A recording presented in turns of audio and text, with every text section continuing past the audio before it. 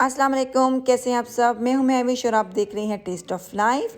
आज मैं आपके साथ बहुत ही हेल्दी स्नैक की रेसिपी शेयर करने आई हूं। आप इसको रमज़ान स्पेशल रेसिपी भी कह सकते हैं। खट्टी मीठी चना चाट की रेसिपी आज मैं आपके साथ शेयर करूंगी। वीडियो को पूरा देखिएगा, बहुत आसान तरीके से हम इसको बनाएंगे और बहुत ही ये मज़े की बनती है, यकीन माने। तो आइए स्टार्ट कर लेते हैं इस रेसिपी को। चना चाट बनाने के लिए हमें चाहिए होगा 1/2 कप इमली की चटनी। ये होममेड इमली की चटनी है। इसकी रेसिपी आपको मेरे पेज से मिल जाएगी, आप वहाँ से जाके बिल्कुल चेक कर सकते हैं। 2 टेबलस्पून हम इसमें दही डालेंगे। दही में पानी नहीं होना चाहिए, इस चीज़ का आपने बहुत ख्याल रखना है, वरना आपकी जो चना चाट है वो बहुत पतली बनेगी, ठीक है। 2 टेबलस्पून हमें लेमन जूस चाहिए होगा और 1 टीस्पून भरकर हम चाट मसाले का इस्तेमाल करेंगे। इन सब चीज़ों को अच्छी तरह मिक्स कर लेंगे। नमक का इस्तेमाल मैं इस स्टेप पर बिल्कुल नहीं करूँगी, क्योंकि चने बॉयल करते हुए भी मैंने नमक का इस्तेमाल किया था। अगर मुझे लगा तो आखिरी में मैं थोड़ा सा इसमें नमक ऐड बिल्कुल कर दूँगी। अच्छी तरह इन सब चीज़ों को हमने मिक्स कर लिया है। आप देख सकते हैं बड़ी खट्टी मीठी सी हमारी एक सॉस तैयार हो चुकी है। यहाँ पर देखिए 2 कप उबले हुए मेरे पास चने हैं। चनों को बॉयल करते हुए नमक का इस्तेमाल मैंने कर लिया था, तो ये सॉल्टी आप समझ लें चने हैं मेरे पास, ये डालेंगे। और 1 आलू है मेरे पास बॉयल, इसको भी बॉयल करते हुए मैंने नमक का इस्तेमाल किया था। मुझे लगता है कि अगर आलूओं को नमक के बगैर बॉयल किया जाए तो आलू जो हैं बिल्कुल फीके से लगते हैं चाट में, इसलिए मैं हमेशा नमक के साथ आलू को बॉयल करती हूँ, तो आप भी कर सकते हैं।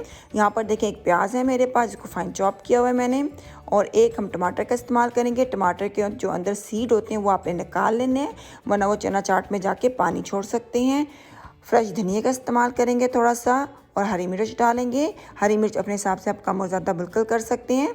यहाँ पर देखिए 1 कप मेरे पास उबले हुए चने हैं, जिनको मैंने अच्छी तरह से मैश कर लिया है, इसका इस्तेमाल करेंगे। आप चाहें तो आप आलू भी मैश करके इसमें ऐड कर सकते हैं। इन दोनों चीज़ों को डालने का मकसद सिर्फ यही है कि हमारी जो चाट है उसके अंदर एक अच्छी सी बैंडिंग हो जाए और खाते हुए हर चीज़ अलग अलग ना हो, जुड़ी जुड़ी हो, तो इसलिए आप इसका इस्तेमाल कर सकते हैं।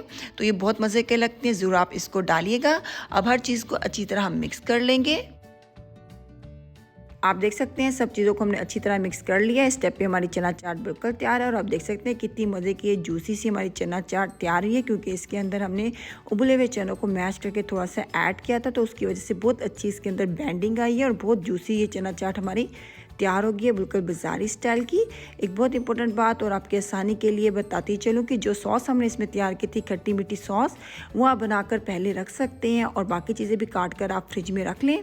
और जब आपने टी टाइम पर बनाना हो या अफ्तार टाइम पे अपनी चना चाट तैयार करनी हो, तो जस्ट आपने खट्टी मीठी जो सॉस हमने बनाई थी उसके अंदर सब चीज़ों को डालें, मिक्स करें और आप सर्व कर सकते हैं फैमिली को। तो इससे आपका टाइम भी बच जाएगा और जो आपकी चाट है वो भी बिल्कुल फ्रेश लगेगी।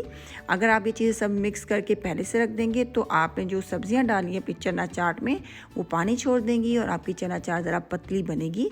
तो ये एक बात थी, एक टिप थी, तो मैंने सोचा आपके साथ शेयर कर लूँ। उम्मीद करती हूँ आज की रेसिपी अच्छी लगी होगी। अगर आप न्यू है मेरे चैनल पे तो चैनल को सब्सक्राइब करना बिल्कुल ना भूलिएगा। इंशाल्लाह नेक्स्ट टाइम मिलेंगे एक नई रेसिपी के साथ। अपना बहुत ख्याल रखिएगा, मुझे दुआ में याद रखिएगा। अल्लाह हाफिज़।